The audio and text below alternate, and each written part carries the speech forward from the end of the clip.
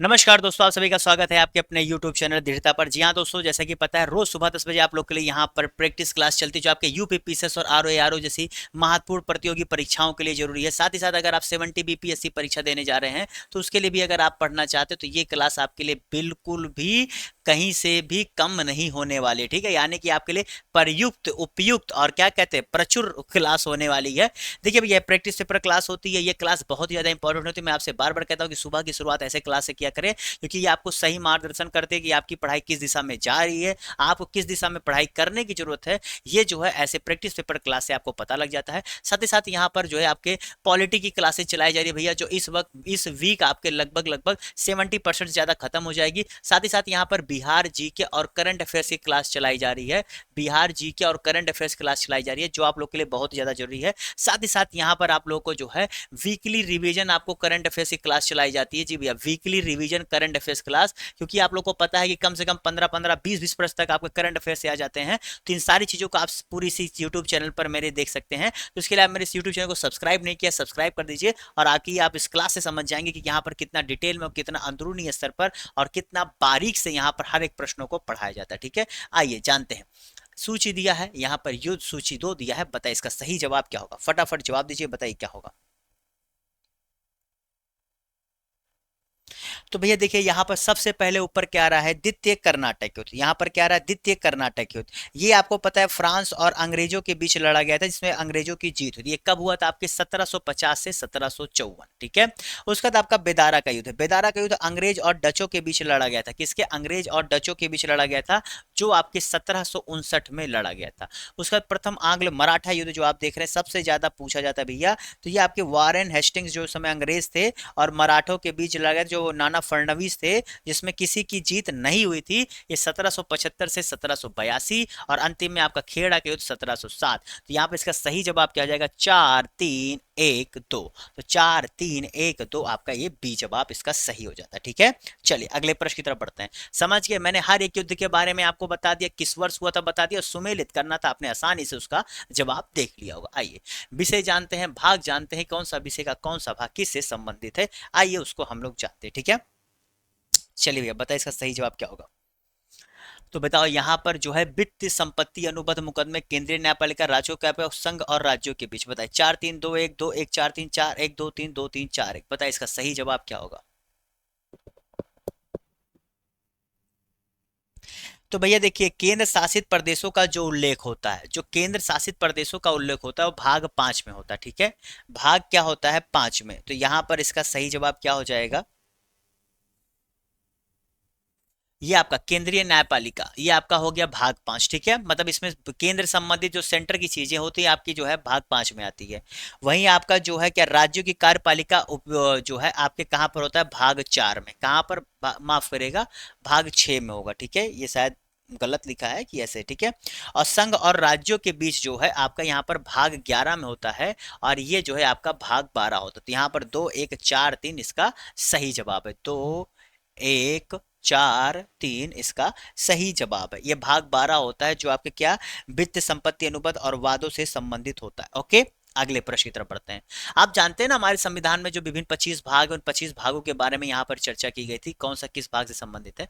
चलिए बताइए। आनुवांशिक रूप से संशोधित संशोधित जीवों के संदर्भ में निम्नलिखित कथनों पर विचार करें और कौन सा कथन सही है बताना है। यहाँ पर पहला कथन, दूसरा कथन और तीसरा कथन है। चलिए आपको सत्य कथन यहाँ से बताना है, इन चारों में से आपको सत्य कथन बताना है, बताइए क्या होगा।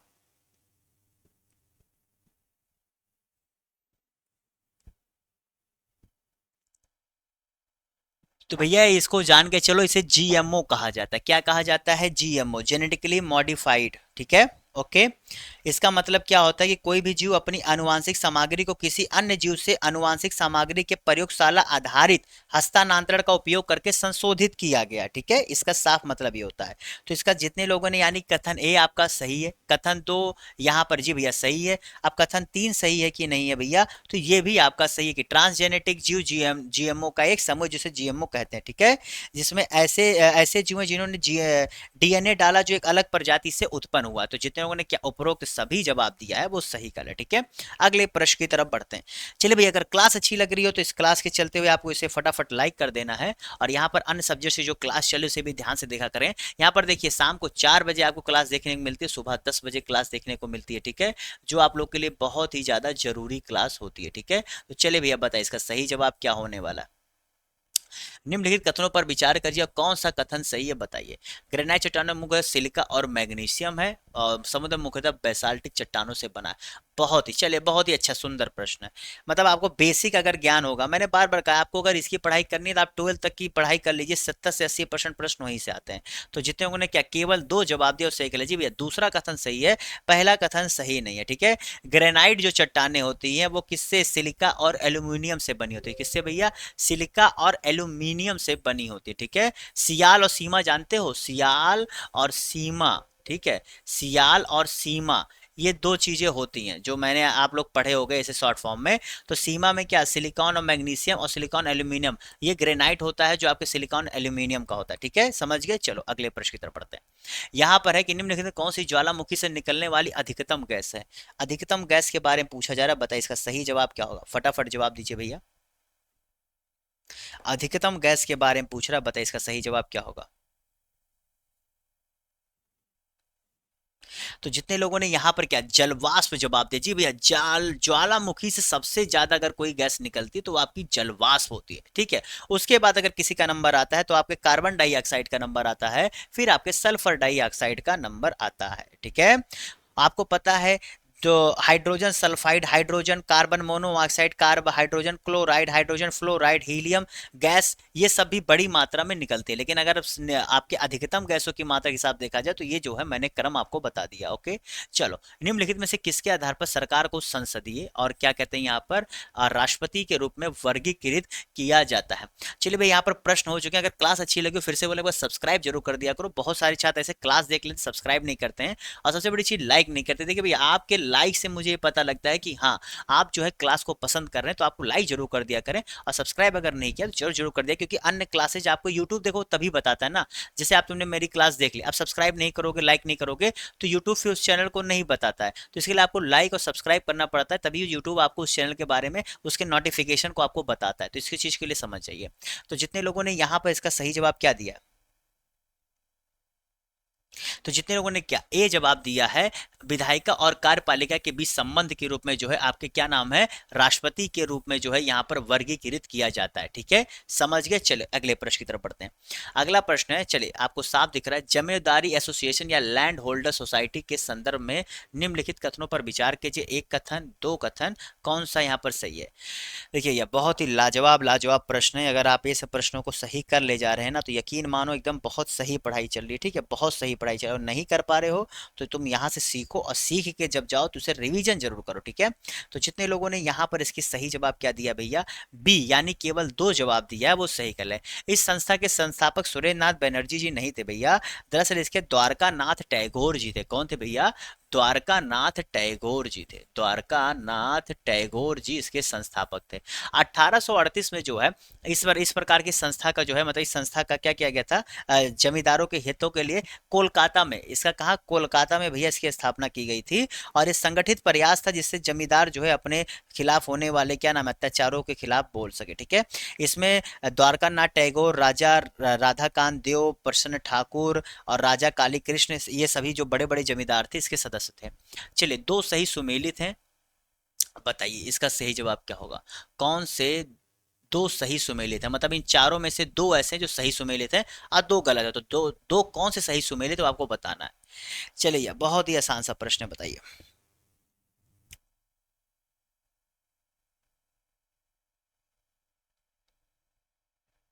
देखो कितना आसान है। कांग्रेस द्वारा पूर्ण स्वतंत्रता की मांग आपकी कब की गई थी भैया, 1929 में की गई थी। कब, 1929 में की गई थी। यानी कि आपका देखो यहीं पर क्लियर हो जाता है, पहला तो सही नहीं है। ठीक है, क्रिप्स किस मिशन का आगमन, तो भैया जितने लोगों ने क्या, ये सही है, ये 1942 में आया था। फिर आपका क्या है, दूसरा गोलमेज सम्मेलन, तो ये आपका 1931 में हुआ था। कब भैया, 1931 में। पहला देखो, पहला 1930 में, दूसरा 31 में, तीसरा 32 में। ठीक है, और इसी 32 के बाद बाद फिर क्या आपका उसी 32 में सांप्रदायिक चुनाव प्रणाली की घोषणा हुई थी। तो यानी कि ये गलत। अब दो बच रहा है, यानी कि दो तो सही होना, यानी कि तीसरा और चौथा सही है। यानी कि साइमन कमीशन की नियुक्ति आपको 1927 में की गई थी। ठीक है, समझ गए। तो कितनी आसानी से आपको चीजें चीजें खाली बेस पता हो तो आप लोग कितनी आसानी से कर सकते हैं। ठीक है, चलो बताओ यहाँ से कौन सा सही सुमेलित नहीं है। इन चारों में से एक है जो सही सुमेलित नहीं है, आपको जवाब देना, बताइए इसका सही जवाब क्या होगा। चलिए भैया जवाब दीजिए, बताइए कौन सा सही सुमेलित नहीं है।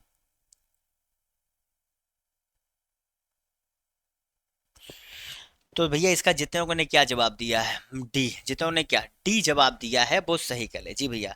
जो आप देख रहे हो रूस में कॉकेकस है, क्या है भैया, कॉकेकस है। ठीक है, ये है कॉकेकस पर्वत श्रृंखला है। ठीक है, और जो आप यहाँ पर उसके बाद क्या है, ड्रेकेंसबर्ग जो देख रहे हो, ये आपके कहाँ पर है, ये भैया आपके द साउथ अफ्रीका में। कहाँ पर, साउथ अफ्रीका में। बाकी यहाँ पर ग्रेट डिवाइजन एटलस और अल्ताई पर्वत आपका सही है।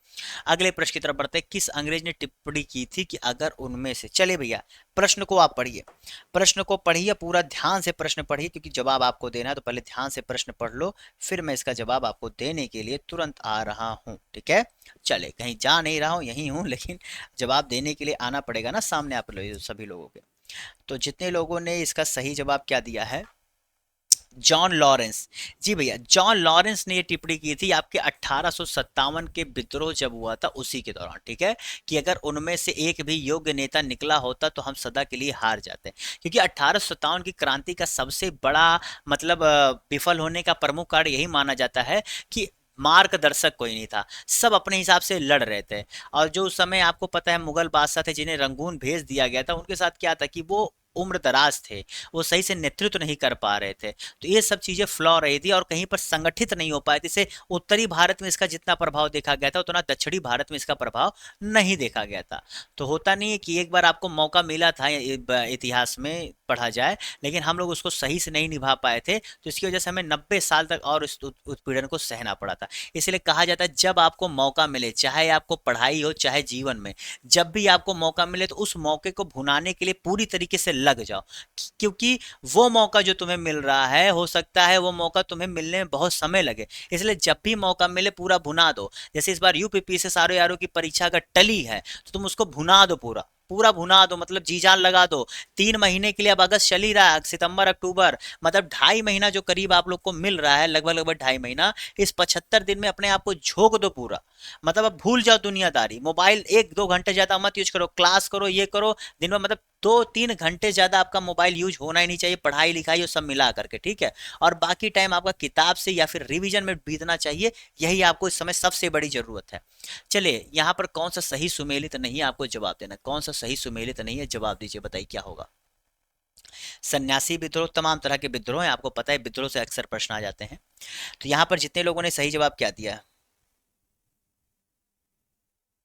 तो भैया जितने लोगों ने यहाँ पर क्या, संथालों का विद्रोह 1854 से 1855 के बीच में था। ठीक है, 1854 से 1855 के बीच में था, जो आपके भागलपुर, मतलब आपके बिहार के भागलपुर से लेकर पश्चिम बंगाल और झारखंड के राजमहल को जो आप देख रहे हो वहां तक था। ठीक है, जो दामन एक के नाम से जाना जाता था। ठीक है, इसके दो प्रमुख नेता कौन थे, सीदो और कान्हू। जी भैया, इसके दो प्रमुख नेता थे, सीदो और कान्हू, जिन्हें बाद में पकड़कर जो है मार दिया जाता है। ठीक है, चलो अगले प्रश्न की तरफ बढ़ते हैं। अगला प्रश्न यहाँ पर सरोजनी नायडू जी के बारे में यहाँ पर कथन दिया गया है। चलिए बताइए, असत्य कथनों को आपको देखना है, प्रश्न को ध्यान से पढ़िए। इसलिए मैं जो कथन होता है उसे मैं बहुत ही अलग कलर से लेकर के आता हूँ, जिससे आपकी नजर पूरा पड़े, और मैं खुद बता देता हूँ। वैसे चाहिए नहीं बताना, क्योंकि अगर आप, मैं यहाँ बता देता हूँ तो आपको तुरंत दिमाग में आ जाता है कि हमें क्या करना है, लेकिन पेपर में बहुत सारे बच्चे सत्य असत्य में कंफ्यूज होकर के असत्य में वो सत्य ही लगा के चले आते, बाद में कहते अरे यार मुझे तो पता था लेकिन मैंने ध्यान नहीं दिया। तो ध्यान देने के लिए यही क्लास होती है, लेकिन मैं कोशिश करता हूँ गलती ना करो। ठीक है,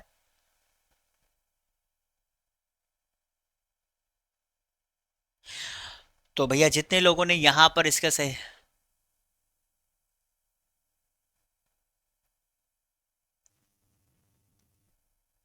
जो असत्य है वो क्या है, तो भैया देखो असत्य में पहला सत्य है, बाकी दूसरा तीसरा चौथा असत्य है। तो यहां पर जितों ने क्या, यहां पर इसका सही जवाब क्या दिया है,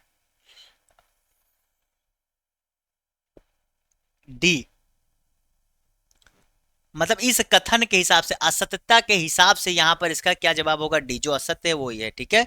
चलो भैया, आपको पता है कि जो है वो कानपुर देवी से अध्यक्ष बनी, उन्हें कविता लेखन क्षेत्र में नाइटिंगेल खिताब और प्रमुख में असत्य कथनों का ये था प्रश्न। मुझे लग रहा है दो तीन चार जो है यहाँ कथन, एक मिनट यार, प्रश्न जो है उल्टा जवाब दे रहा है, माफ करेगा, माफ करेगा, यहाँ मैं उल्टा जवाब दे दिया आपको, माफी चाहता हूँ, यहाँ मैंने आपको उल्टा जवाब दे दिया, ठीक है।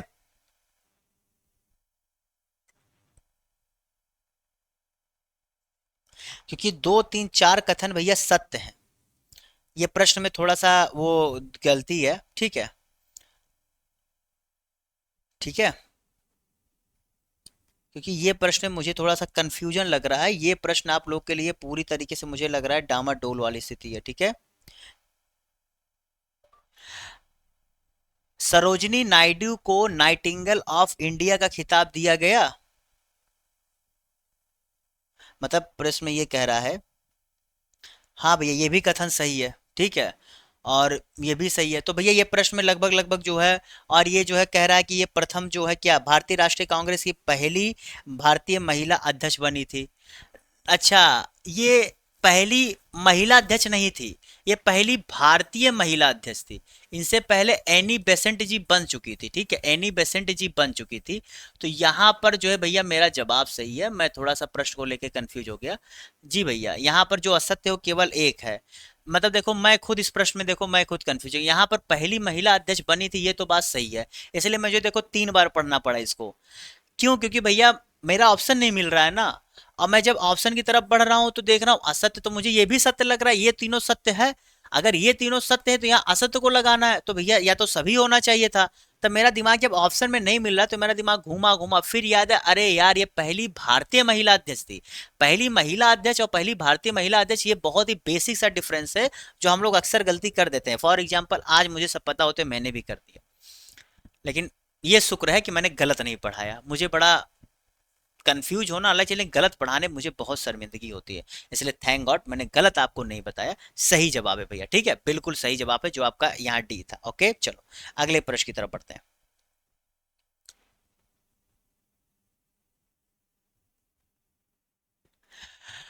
तो अच्छा, ओके, हम्म, तो जितने लोगों ने यहां पर क्या इसका ए जवाब दिया है वो सही गलत, ठीक है।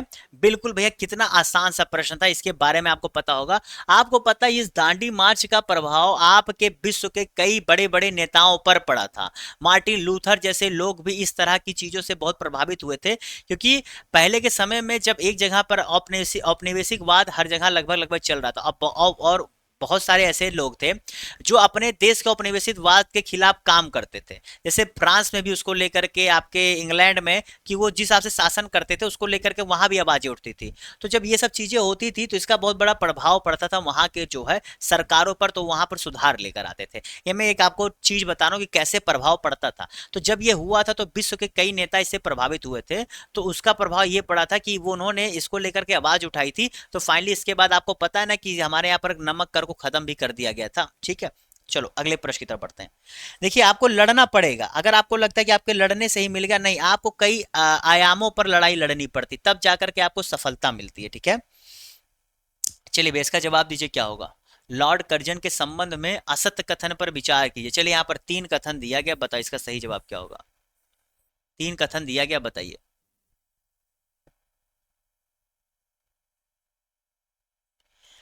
हाँ, चलिए, तो जितने लोगों ने यहाँ पर इसका सही जवाब क्या दिया,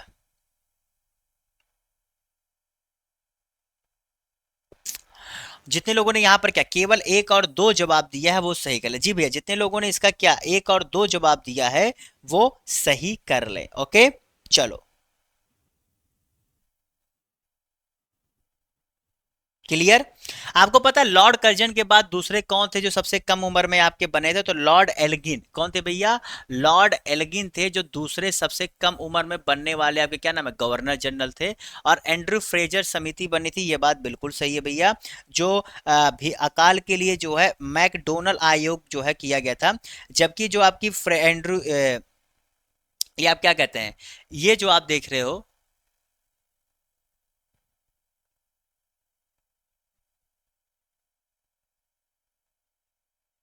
गया, मैंने कुछ यहाँ पर गलत बता दिया, माफ करिएगा। तो यहां पर तीसरा कथन तो सही है, मेरा दिमाग कहीं और है। लॉर्ड एल्गिन भैया सबसे कम समय के थे, ठीक है। और यहां पर एंड्रू फ्रेजर समिति का नाम नहीं था, अकाल के लिए जो समिति बनी थी उसका नाम ये नहीं था। क्या नाम था भैया उसका? मैकडोनल आयोग। क्या नाम था भैया?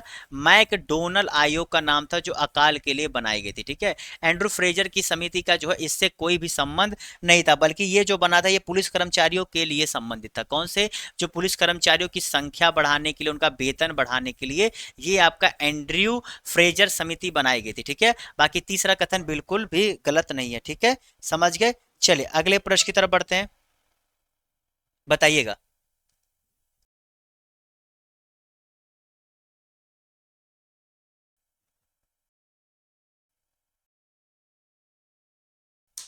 हेलो, चलिए बताइए भैया इसका सही जवाब क्या होगा। असत्य कथन पर विचार करिए, असत्य कथन पर विचार करिए, बताइए क्या होगा। यहां पर आपके सामने चार कथन दिए गए हैं, बताइए इसका सही जवाब क्या होगा। अरे यार ये क्या हो गया भैया। हाँ चलिए बताइए इसका क्या होगा। ये छूने लायक नहीं है, चलिए बताइए इसका सही जवाब क्या होगा।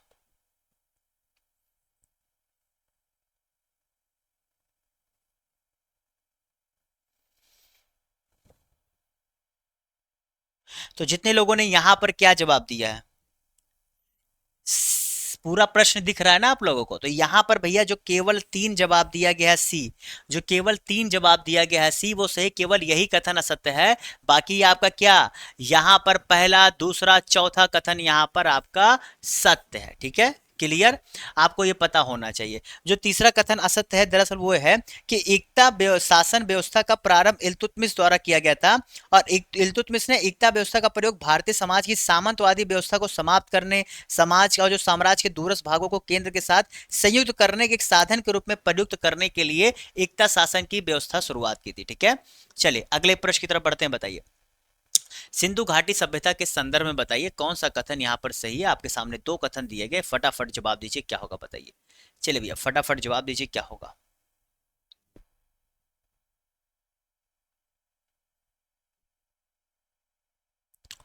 तो भैया देखो बहुत ही आसान सा प्रश्न है, ये बिल्कुल भी आपको ये नहीं देखना है, इसमें दोनों कथन आपके सत्य हैं जी भैया, बिल्कुल।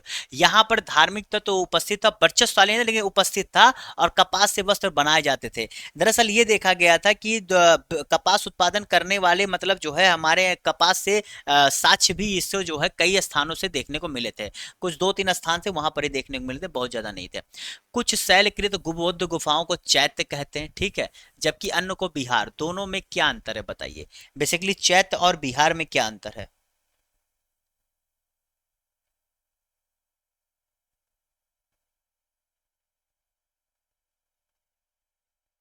देखिए भैया बिहार जो होता है ना वो उनका क्या होता है, निवास स्थान होता है, जबकि जो चैत्य होता है वो आपका पूजा स्थल होता है। तो इसलिए इसका सही जवाब क्या होगा, बी, ठीक है। ये जान लेना, बहुत ही अच्छा प्रश्न था, ये बहुत ही सुंदर प्रश्न था, काफी कम लोग जो इसके बारे में जानते होंगे, ठीक है। और आपको पता है खास करके जो सातवाहन काल था, जो आपके ये देख रहे हो पश्चिमोत्तर दक्कन में, उस समय बहुत ज्यादा अच्छे से ये जो है शैलकृत गुफाएं बनाई गई थी, ठीक है, जब चैत्य और बिहार का निर्माण हुआ। विचार कीजिए, सही उत्तर चुनना है आप लोगों को। और सामंती व्यवस्था का पूछ रहा है, अनिवार्य तत्व है, सामंती व्यवस्था का अनिवार्य तत्व क्या है बताइए, इसका सही जवाब क्या होगा।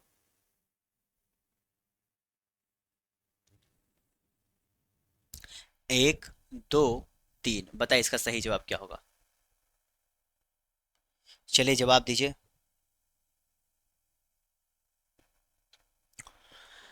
हुँ, तो जितने लोगों ने यहां पर इसका सही जवाब क्या दिया, केवल दो और तीन, जी भैया जितने ने क्या केवल दो और तीन जवाब दिया है वो सही कर ले। कथन एक क्यों गलत है, क्योंकि सामंती व्यवस्था में राजा की शक्ति कमजोर हुई, जबकि प्रांतीय एवं स्थानीय शासकों की शक्ति सशक्त हुई। तो इसलिए कथन एक जो है असत्य है, ठीक है। और दूसरा और तीसरा आपका बिल्कुल ही सत्य कथन है, ठीक है। चलो भैया दो प्रश्न और क्लास खत्म हो जाएगी। चलिए, स्थानकवासी संप्रदाय का संबंध किससे है, भारत की धार्मिक प्रणाली बताइए। स्थानकवासी, अब ये बहुत ही अच्छा प्रश्न है, क्यों? क्योंकि ये जो है पता है ये उस धर्म के आप लोग पढ़ते उसी में से निकला हुआ है। आप लोग ऐसे बहुत पढ़े थे लेकिन उसी में से निकला हुआ, ठीक है। ये मूर्ति पूजा का खंडन करते हैं, ये निराकार ईश्वर की अवधारणा में विश्वास करते हो, ये आपके जैन मत से संबंधित है, ठीक है, जैन मत से। चलो भैया आज का आखिरी प्रश्न और क्लास आपकी खत्म। और इसी के साथ आपको फिर बताओ, अगर सब्सक्राइब नहीं किया भैया सब्सक्राइब कर दो, साथ ही साथ बार बार करो, अगर लाइक नहीं किया लाइक कर दो। और साथ ही साथ यहाँ पर शाम को 4 बजे जो आप लोग के लिए यहाँ पर पॉलिटी की बिहार स्पेशल ऐसे आते रहते हैं अलग अलग क्लासेज शाम को 4 बजे, उसको जरूर से जरूर देख लिया करें, ठीक है। चलिए बताइए आज का आखिरी प्रश्न और सही जवाब क्या होगा।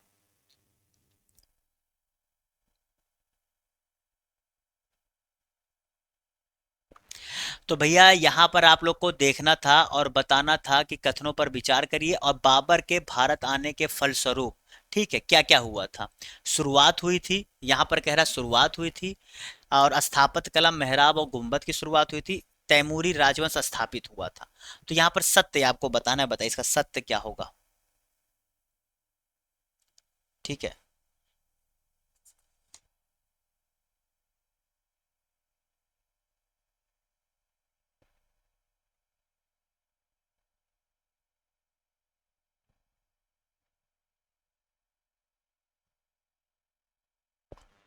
तो जितने लोगों ने यहाँ पर इसका सही जवाब कहते, जो सत्य है वो केवल 3 है। क्यों? क्योंकि देखो भैया महाद्वीप में बारूद के उपयोग की शुरुआत जो है आपके जो है क्या नाम है बहमनी एवं विजयनगर साम्राज्य के बीच जब युद्ध हुआ था 1367, उसी समय शुरुआत हो गई थी। लेकिन इसका व्यापक स्तर पे जो है उपयोग जो है बाबर ने किया था भारतीय उपमहाद्वीप में, ठीक है। और जो आप देख रहे हैं मेहराब और गुंबद की शुरुआत अगर आप कहें तो शुरुआत इन्होंने नहीं किया था। शुरुआत इसकी जो है जो दिल्ली सल्तनत के काल में ही प्रारंभ हो गई थी। ये मुगल थे, मुगल से पहले आपको पता है दिल्ली सल्तनत के कई शासक आए, तो उनके समय ही जो है इसका शुरुआत जो हो चुका था। लेकिन जो आप ये देखना चाह रहे हैं ये बिल्कुल भी गलत है, ठीक है। तो पहला और दूसरा, तीसरा भैया तैमूरी राजवंश की स्थापना हुई थी, इसमें कोई भी इफ और बट नहीं है, ठीक है। क्योंकि बाबर का जो पितृपक्ष था वो तैमूर का वंशज था, इसका जो पिता का पक्ष था क्या ना बाबर का, वो तैमूर का राजवंशज था। तो इसी साथ भैया इस क्लास को ही समाप्त करते हैं, फिर मिलेंगे आप सभी लोगों से शाम को 4 बजे। तब तक के लिए goodbye, have a good day, bye bye, tata, see you. और सारी क्लासेस देखिए भैया समय कम बच रहा है, अब हम लोग को मेहनत दुगनी करने का समय आ चुका है, क्योंकि अब मुश्किल से 75 दिन बच रहे हैं, इसमें तमाम त्योहार आने हैं, तमाम तरह की दिक्कतें आनी है, किसी घर में शादी पड़ने वाली तो किसी की न कहीं बीमारी होने वाली है। अब समय को हमें दुगना करना, अपनी स्पीड को बढ़ाना है, और रोज 8 से 10 घंटे की तैयारी अब हमें डेली हर हाल में करनी है बिना किसी शक और शुबा के। तो साथ इस क्लास को ही समाप्त करता हूँ, फिर मिलूंगा आप सभी से कल सुबह 10 बजे, शाम को 4 बजे। तक के लिए goodbye, have a good day. और लाइक और सब्सक्राइब करे बिना मत जाइए। ये मेरा जो है मोबाइल नंबर मैंने आपको दिया हुआ है, कोई भी तरह की दिक्कत हो आप मुझे मैसेज कर सकते हैं, साथ ही साथ आप मुझे इंस्टाग्राम पे फॉलो कर सकते हैं, जो मेरी आईडी है KG लव सिंप्लिसिटी के नाम से। Okay bye bye, tata, see you.